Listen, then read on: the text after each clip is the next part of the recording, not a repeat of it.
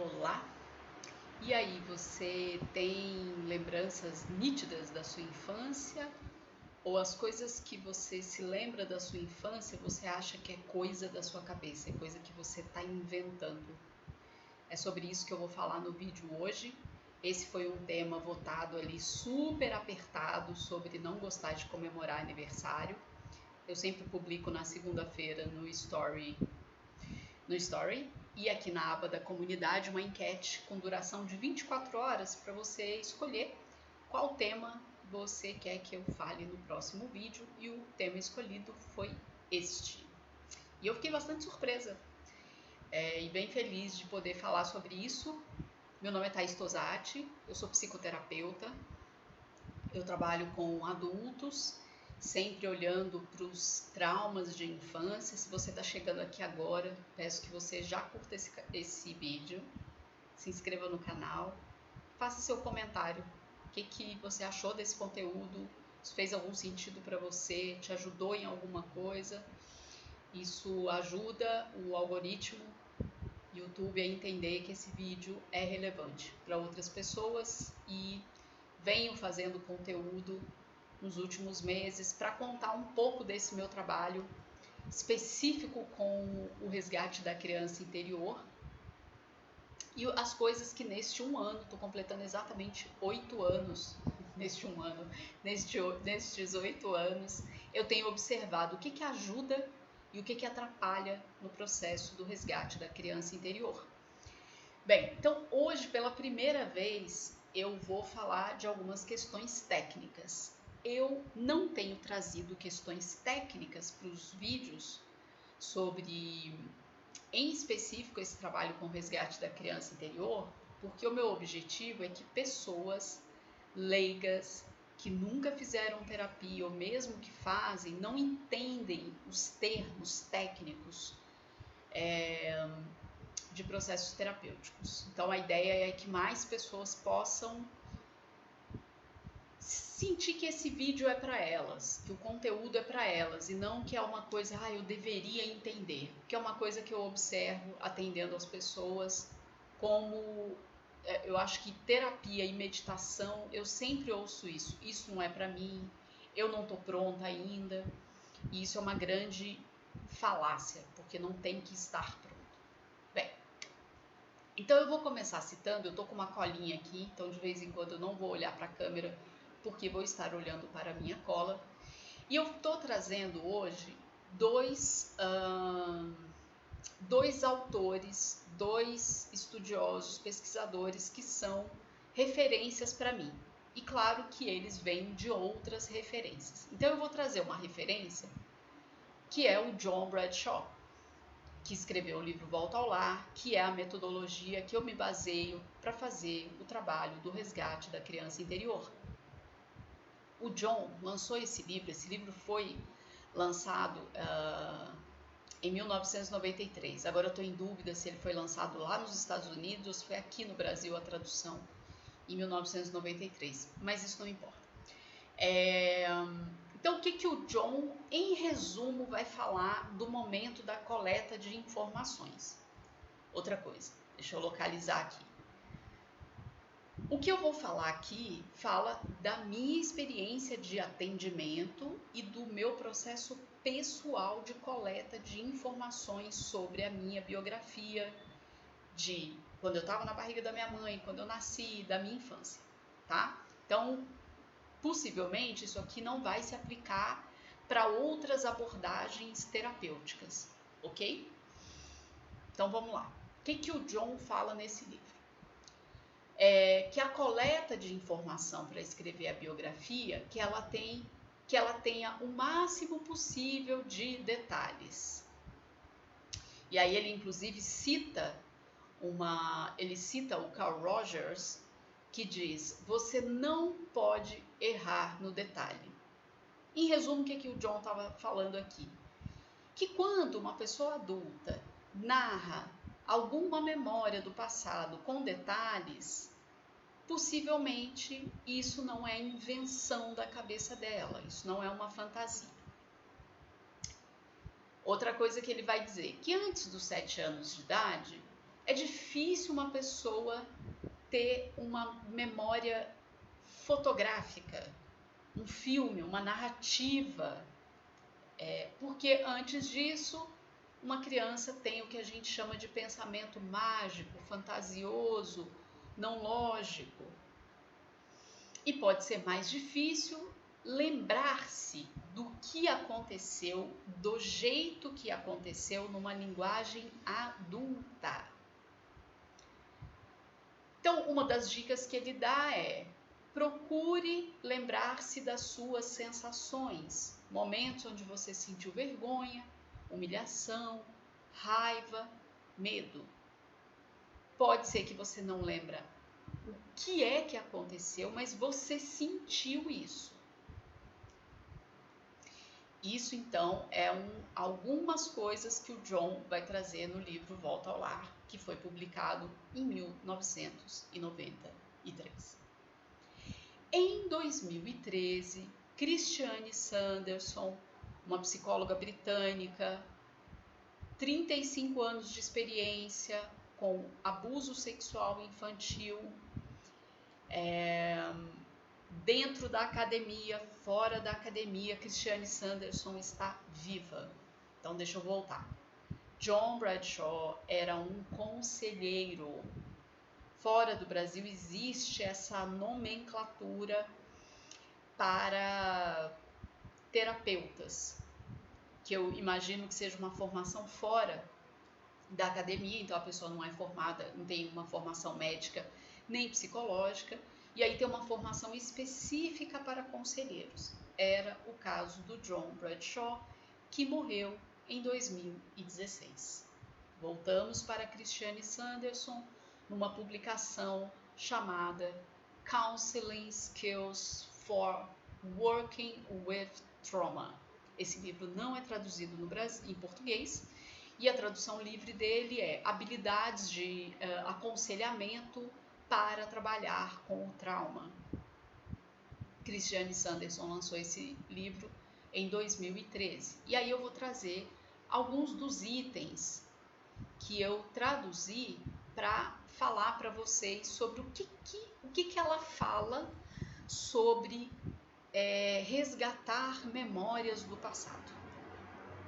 Muitos sobreviventes de traumas e abusos complexos têm memórias pouco claras ou fragmentadas do abuso.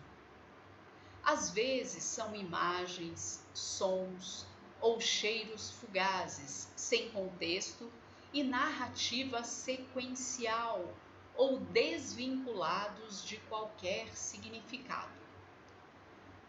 O grau de recuperação da memória varia de pessoa para pessoa. Assim, seu cliente poderia ter apenas memórias parciais, nenhuma memória ou recordação completa. A natureza avassaladora do abuso pode dificultar o processamento da experiência e a integração dela no sistema de memória. Se for acompanhada de dissociação ou evitação, pode ser ainda mais difícil armazenar a experiência. Como resultado, as memórias são armazenadas e permanecem, entre aspas, online, com a mesma intensidade de quando foram experimentadas pela primeira vez. Isso pode resultar em flashbacks, memórias intrusivas ou pesadelos. Bem, o que a Christiane traz, né, nessa parte do livro sobre resgate de memórias? Christiane Sanderson escreveu esse livro para profissionais. Então, por isso que ela traz toda uma linguagem técnica. Então, o que ela está falando aqui? Que a depender do tipo de trauma, da repetição, da idade da pessoa, tem muitos fatores. E isso pode comprometer a lembrança. Ela pode ter memórias muito fragmentadas. E isso tudo tem a ver com o jeito que o nosso corpo funciona. sobre armazenamento de memórias. E aí eu vou fazer uma analogia para você, que é assim: quando um evento traumático acontece, para a criança é como se fosse um incêndio onde bombeiros têm que vir rapidamente para apagar aquele incêndio. E aí, depois que esse incêndio é apagado, vem a equipe de investigação, que seria a perícia. A perícia seria o registro de memórias, a consolidação, a organização. Consolidar memórias, a gente poder registrar as memórias e organizá-las, isso dá um trabalho do cão. É super sofisticado o sistema que faz isso. No momento onde um incêndio, evento traumático está acontecendo, o sistema que está em atuação é o sistema simpático: luta, fuga ou congelamento. Não se armazena memórias nesse momento. Alguém pode ter memórias durante um evento traumático? Sim, isso acontece, mas não é o mais comum. Em geral, isso fica muito bagunçado e também vai depender da idade dessa pessoa, quais eram os recursos que ela tem, ok? Vamos ver o que mais que ela falou aqui. Tá. Quando ela fala que essas memórias, mesmo a pessoa não lembrando, elas ficam online, eu posso dar como exemplo, por exemplo, o corpo, né? Então, aquele corpo que durante o evento traumático congelou, porque ele não podia lutar nem fugir, isso é muito comum em crianças, porque estando com adultos, a criança não sente nenhuma possibilidade de lutar ou fugir, então ela congela. Naquele momento, o medo, a raiva, quaisquer sentimentos e emoções ficam registrados no corpo e no inconsciente. A pessoa não lembra daquilo, mas isso fica registrado. E aí o que ela diz? Que isso pode resultar em flashbacks, memórias intrusivas ou pesadelos. Então a pessoa pode ter flashbacks, seria como você de repente acessar sensações, sentimentos, emoções, flashes de memória relacionado ao evento traumático. E claro, pode ser uma coisa muito confusa, porque você pode estar no dia a dia, você pode estar dirigindo, você pode estar dentro do ônibus, enfim, fazendo coisas de agora, do presente, e de repente ter algo ali que você não entende muito bem. Isso pode acontecer como flashback, vem um pedaço do passado e você acessa através de sensações do corpo ou mesmo memórias. Pode vir como memórias intrusivas, de repente você pensar em uma fase da sua vida, em um momento da sua vida, que você fala, ué gente, o que eu estou pensando isso? Isso pode ser memórias intrusivas e pesadelos. Então a pessoa pode ter um pesadelo com um evento traumático, não exatamente como ele aconteceu, mas vem uma informação muito estranha e com muita carga de emoção através de pesadelos. Bem, então aqui é um en passant sobre essa história, que lembrar é muito mais complexo do que a gente pode imaginar, não é mesmo? Quem é que decide quantos detalhes um cliente, paciente, analisando, precisa lembrar? A própria pessoa. E claro, o profissional que está ali orientando essa pessoa, ele vai ir analisando junto com essa pessoa como é que ela tá quando ela acessa as memórias. O que ela tá querendo sobre o passado, né? Então isso é mais uma coisa que ela fala aqui. Investigar memórias passadas só vale a pena se houver algo a ser ganho e deve ser ritmado de acordo com o seu estágio de recuperação. Vou falar sobre isso daqui a pouco.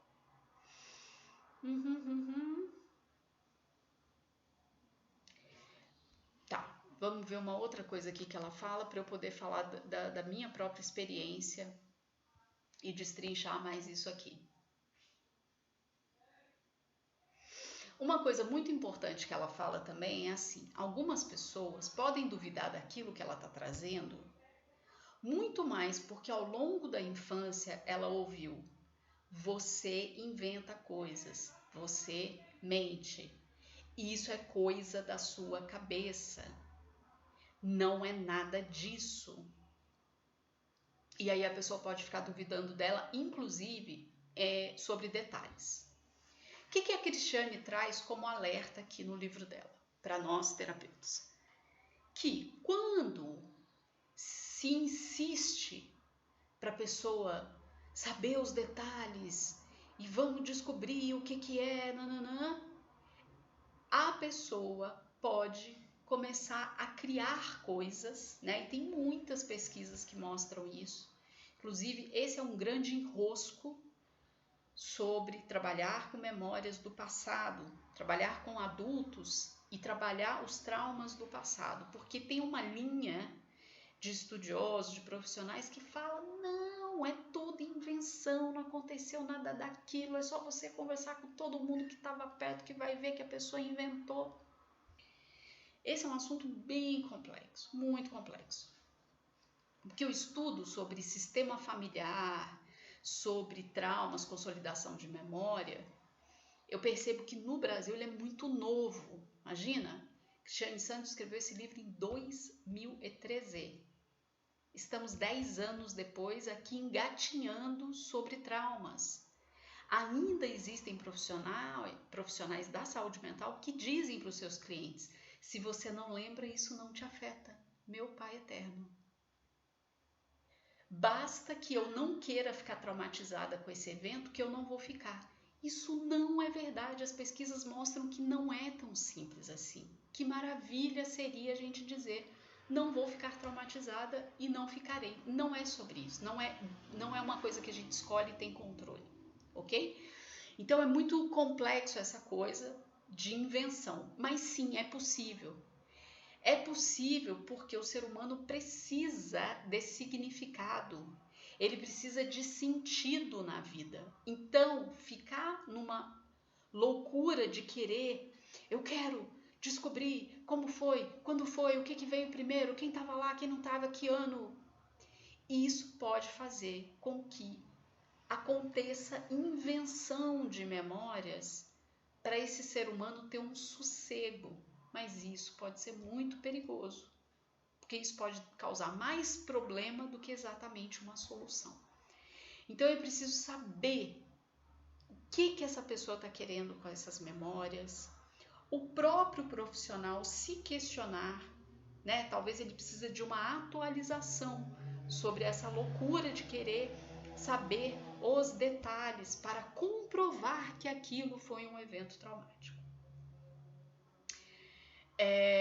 Outra coisa muito importante que ela traz é que as memórias, elas vão surgindo com o tempo de terapia, de escrita, de trabalho, e eu vou falar mais sobre isso também.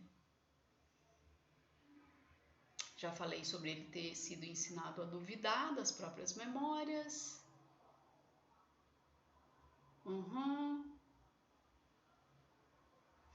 Isso aqui para mim é o mais importante. Para validar um abuso ou violência, não é preciso ter uma memória fotográfica precisa e completa.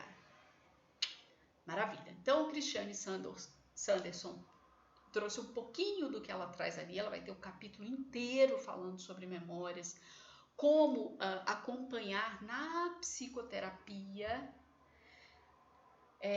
os motivos pelos quais essa pessoa quer investigar, como nós profissionais nesse acompanhamento a gente vai ajudar essa pessoa, se é o momento mesmo de ficar ali escrafunchando e procurando memórias e como lidar com isso. Bem, agora eu vou falar de como que eu venho lidando com as questões de memória, porque o resgate da criança interior é uma terapia breve de 6 sessões semanais, em alguns casos pode se estender para quinzenal. Nesses 8 anos, o que eu tenho dito? Se a pessoa não lembra, eu peço, escreva aquilo que você desconfia, aquilo que você sente. A gente não está fazendo um trabalho de processo judicial onde precise levantar provas para incriminar pessoas ou para te inocentar, mas é um processo terapêutico. E aí a pessoa pode trazer desconfiança e sensação. Então, por exemplo, uma coisa muito comum, ali especialmente na primeira fase, que é de 0 a 9 meses. Seus pais queriam ficar grávidos, eles se planejaram, eles desejaram, eles tinham preferência pelo gênero. E aí, em geral, essa pessoa ou ela não sabe, ou se ela vai perguntar para os pais, eles dizem, não, a gente queria uma criança com saúde, né? Que é um clichê que a gente ouve muito. E eu falo assim, não é deboche não, é um clichê mesmo, porque algumas pessoas nem se tocam que sim, elas queriam, elas tinham preferência por sexo, sim, pelo gênero dessa criança que ia nascer. E enfim, isso é uma coisa que eu sinto que ela é meio velada para algumas situações, né? Mas a pessoa sente, ela fala, eu sempre tive a sensação de que no fundo era isso ou aquilo. Por que isso conta no trabalho da criança interior? Porque esta pessoa pode estar sofrendo por sentir que ela não é bem-vinda no mundo. E é sobre isso que eu vou trabalhar com ela dentro do trabalho do resgate da criança interior. E se ela continuar fazendo psicoterapia comigo, a gente vai ter mais tempo para trabalhar essa possível sensação de não se sentir bem-vinda ao mundo e como é que ela vai maternar essa criança para que essa criança se sinta bem-vinda, ok?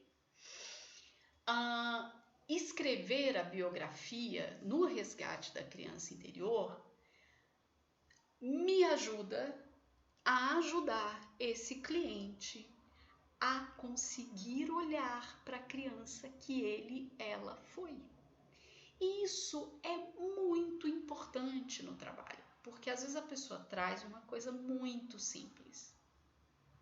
Então, por exemplo, eu vou trazer um caso, alterando os detalhes para manter o sigilo, mas essa pessoa disse: nesta fase da minha infância, eu só queria ficar na casa de fulano, fulana de tal. Eu adorava ir para lá e pedia sempre para que eu fosse para lá. O que essa pessoa está falando quando ela diz que ela queria estar naquela casa? Ela estava me contando, eu não queria estar na minha casa. E eu perguntei isso para ela, eu falei, que curioso, me chamou a atenção o fato de você relatar que você queria muito ficar nesta casa. E parece que você não queria ficar na sua. E aí o que ela me conta? Não, eu não queria ficar na minha casa, eu nunca me dei conta disso. E eu não queria ficar na minha casa porque a minha família era toda alcoólica e eu tinha muita vergonha, muito medo, porque tinha muitas brigas e eu nunca sabia o que ia acontecer. E isso era muito difícil para mim. É sobre isso. Quando a biografia vem, e aí eu posso dizer para essa pessoa, tudo bem você sentir isso. Esse foi um jeito que você arranjou para dar conta daquilo. Eu sinto muito que a sua casa não tenha te dado segurança, proteção para você desejar ficar nessa casa, tenha sido um lugar inseguro, de medo, assustador. E aí essa pessoa, em geral, o que as pessoas que relatam essa coisa de ter vergonha da família, né? E eu tenho um vídeo aqui só sobre a vergonha da família em relação ao álcool, ao alcoolismo, que é a pessoa fazer... Porque às vezes essa pessoa não contou para ninguém. No caso dessa situação específica, nem ela se deu conta que ela vivia numa situação de fuga. Ela não apresentava a família para os amigos, ela não fazia festa em casa, ela parou inclusive de fazer festa na vida adulta para não ter que ter a família e aí a família beber e fazer ela passar vergonha. Entende? Então, para o trabalho da criança, do resgate da criança interior, o resgate, né, as memórias, a biografia, fala muito mais sobre como é que essa pessoa pode descobrir que ela era só uma criança e ela não foi validada, ela não foi considerada, protegida, cuidada. Então, para o resgate da criança interior, ter a biografia escrita e não importa exatamente se a pessoa vai... Se aquilo fala exatamente daquela fase. É muito comum eu ouvir esse tipo de relato. Olha, isso aqui, não sei se foi com 3, com 4, com 5, com 6 anos, não é muito certo na minha cabeça, isso não tem problema. Claro que saber o que uma criança precisa em cada fase e ouvir a história do meu cliente sobre aquela fase e ele sentiu o que sentiu, passou por determinada coisa, claro que isso me ajuda a dizer, olha, você precisava muito disso aqui e isso não aconteceu, isso foi importante para o seu desenvolvimento e você não teve, ok? Outra coisa que é muito importante no trabalho do resgate da criança interior, assim como é na psicoterapia que eu conduzo, que a pessoa se mantenha no presente. Qual é o termo técnico para isso? Regulada, aterrada.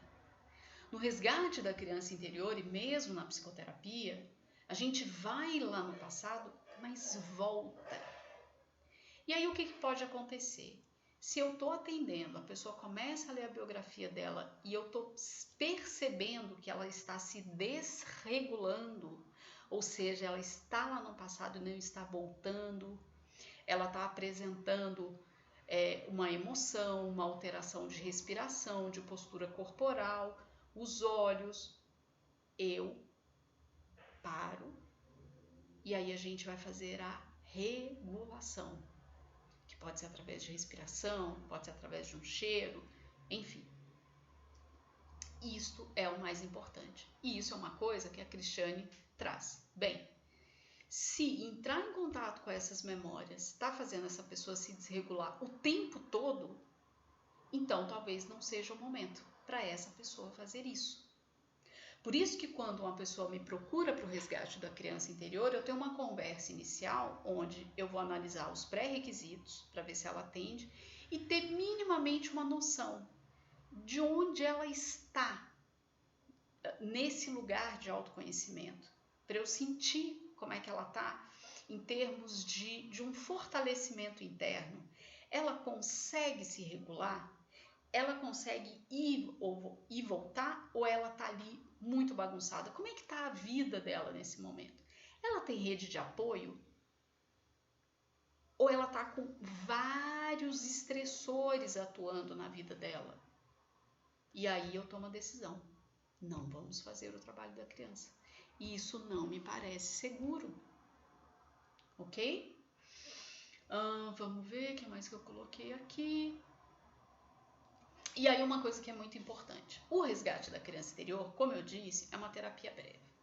E uma terapia breve de 6 sessões não dá para se construir um vínculo importante como as pesquisas têm mostrado e as experiências de consultório têm mostrado sobre vínculo seguro. 6 sessões não são o bastante para isso. Então, por exemplo, a pessoa vou contar também um caso, mantendo o sigilo. Quando chegou a parte de pré-adolescência e adolescência, essa pessoa relatou na biografia dela que ela vivia em um lar onde se conversava livremente, abertamente sobre sexo e sexualidade. Ok, eu tomo isso como verdade, porque o trabalho do resgate da criança interior, eu trabalho com o que vem, e claro, quando tem algum ponto, como esse anterior que eu citei, eu só queria ficar na outra casa, e aí eu falo, parece que ela não queria ficar na casa dela, e aí quando eu questiono isso, veio à tona uma informação, mas se uma pessoa traz, eu pude conversar sobre sexo e sexualidade na minha casa, e quem eram essas pessoas, né? Minimamente ali eu sabia, então me parecia, então deu tudo certo sobre sexo e sexualidade. Quando eu atendo essa pessoa na psicoterapia, o que ela traz? Ela trouxe uma questão sobre não ter prazer na vida, não ter momentos de descanso. Quando a gente começa a investigar isso, eu pergunto alguma coisa na adolescência, agora eu não lembro os detalhes, mas isso também não importa. E ela disse alguma coisa, essa pessoa me contou alguma coisa que eu disse, e você se masturbava na sua adolescência? E essa pessoa disse pra mim, não, tipo, de jeito nenhum. E aí, essa pessoa contou como que em uma relação de namoro e casamento, ela tinha relações sexuais sem sentir prazer e ainda sentindo dor, porque começou a apresentar uma questão física que ela apresentava, porém que ela fazia aquilo porque ela tinha que fazer, era obrigação dela, porque ela estava num relacionamento. Eu disse, mas como é que essa pessoa que teve uma infância que pôde conversar abertamente sobre sexo e sexualidade não passou, por exemplo, por uma coisa que seria natural, que é ela explorar o próprio corpo, se conhecer e se masturbar, e minimamente esperado que se conhece o próprio corpo, se sabe o que sente prazer, se sabe o que sente dor e se relaciona bem com sexo e sexualidade, quando ela tivesse um relacionamento, ela ia dizer, não quero, isso dói, nesse momento eu não quero ter relação sexual. Entende que a conta não fecha? Por que eu estou trazendo isso? Para dizer que uma terapia breve, ela é limitada sobre olhar para uma determinada memória. E uma psicoterapia de pelo menos 2 anos é que vai abrir espaço para que uma pessoa se abra sobre questões que, em geral, a pessoa sente muita vergonha, muita humilhação, ainda que ela não veja aquilo como errado, como foi esse caso. Essa pessoa não sabia que aquilo era abusivo, que aquilo era violento com ela ter relações sexuais sem ter vontade e sentindo dor. E que sim, era uma obrigação. Então, para ter esse tipo de aprofundamento, precisa de tempo, precisa de vínculo. Então, isso é bem importante também para falar de memórias. Uma outra coisa muito importante e que foi uma sincronicidade muito bonita, porque ontem eu ouvi o episódio 72 do Cartas de um Terapeuta, do Alexandre Coimbra. E aí ele falou sobre toda vítima de violência passa por 3 momentos, que podem ser simultâneos ou pode ter um intervalo de tempo. Então, qual que é o primeiro momento? A violência em si, o abuso em si. Por exemplo, uma comunicação que se repete. Então, por exemplo, uma pessoa que ouve, isso é coisa da sua cabeça, né? A criança está vendo uma briga ali acontecendo, ou sentindo que o clima está meio estranho, né? Quem acompanha os vídeos já me ouviu dizer. Criança até 7 anos é uma super esponja, super sensível. Ela sente mais do que qualquer adulto. Então ela fala, o que está acontecendo? O que foi? E aí os adultos viram e falam, nada, não está acontecendo nada, é coisa da sua cabeça. Então, a violência pode ser uma fala que se repete. No segundo momento, é a nomeação do lugar de vítima. E aí ele enfatiza isso, e eu reitero que é nomeação de lugar de vítima não é se vitimizar. Então, por exemplo, quando a pessoa traz no resgate da criança interior que ela foi acusada de ser mentirosa, que ela inventava coisas quando ela estava falando a verdade, não acreditaram nela. Quando ela fala isso na sessão e eu valido, você era uma criança, a gente está nomeando o lugar de vítima. Então, isso é uma fase necessária. Ela precisa entender. Gente, eu era uma criança. Esses adultos não estavam cuidando de mim de forma que eu pudesse me sentir segura, protegida, merecedora de ser amada e cuidada, para eu poder ser quem eu era e ir me descobrindo e poder ter apoio para me desenvolver. Física, emocionalmente, psicologicamente, enfim, em todos os âmbitos de um desenvolvimento humano. Qual é a terceira fase? A resposta à violência. Então, quando essa criança se sente validada com esse adulto que vem para a terapia, e eu falo, você era uma criança, quando começa esse processo de validação, a resposta à violência pode ser essa pessoa se maternar e cair essa ficha, né? Eu era uma criança, meu Deus. Essa pessoa pode tomar a decisão de se desligar emocionalmente dessa ou dessas pessoas que até hoje, desde a infância, cometem o mesmo tipo de abuso sobre invalidar o que essa pessoa fala, sobre dizer que ela é mentirosa. Ela pode ter uma resposta à violência que seja fazer desligamento emocional, reduzir o contato.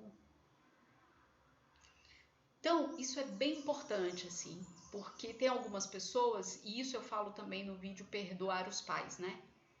Que não dá pra gente pular fase. Eu tenho visto pessoas que tentam sair daqui, descobrir um evento traumático, pula para perdoar e não passa por esse lugar de validar os sentimentos da criança, sentir a dor, passar pelo luto, processar isso, para em algum momento pensar na possibilidade sobre perdão. Isso é uma outra coisa, é um outro capítulo. Mas é importante não pular essas fases. Bem, quando você vai escolher o profissional para te acompanhar na terapia, é muito importante que você tenha minimamente alguma informação, se são profissionais que tenham informações e consideram os traumas do passado lembrados ou não, se eles têm algum conhecimento sobre parentalidade positiva e sistema familiar.